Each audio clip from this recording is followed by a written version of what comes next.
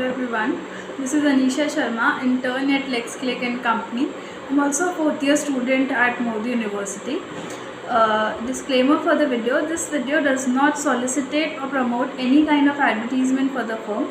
It is only for educational purpose and in accordance with the rules as established by the Bar Council of India. So the topic of the current video is the interpretation of the Real Estate Regulation Authority Act 2016 by the courts. So the real estate sector is one of the core sector in the economy in terms of its contribution to the GDP and employment of labor force and the multiple effects it has on the vitals of the economy. The RERA Act was enacted in 2016 to establish a regulatory body for the real estate sector.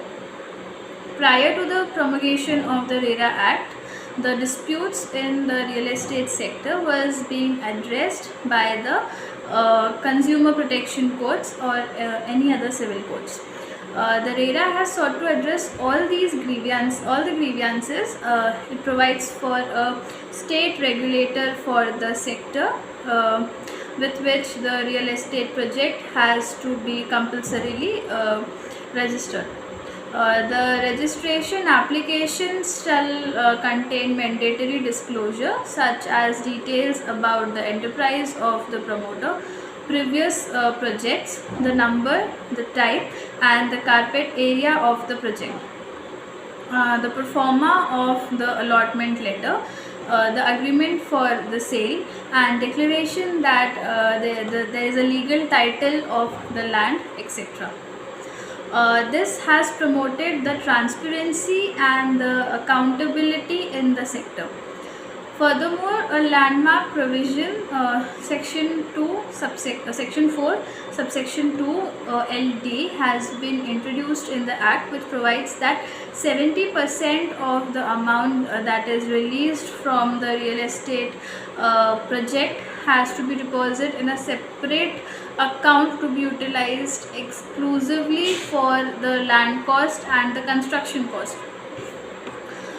This provision checks the diversion of funds from the real estate project, and it ensures that the funds are utilized for the purpose they were raised for, and requires a certificate from the engineer architects to ensure that these funds were released and they were used for the construction of the project. Moreover, among the many laudable provisions of the Act, it is also provided that both the promoters and the allottee are liable to the same rate of interest in case of default by any of them of obligation, that is if they are unable to deliver the obligation that was casted on them by the provisions of the Act. Despite its commendable object and the provisions, certain issues relating to are still pertaining relating to the operation of the RERA which has been challenged in the courts and are now pending for consideration before the Supreme Court.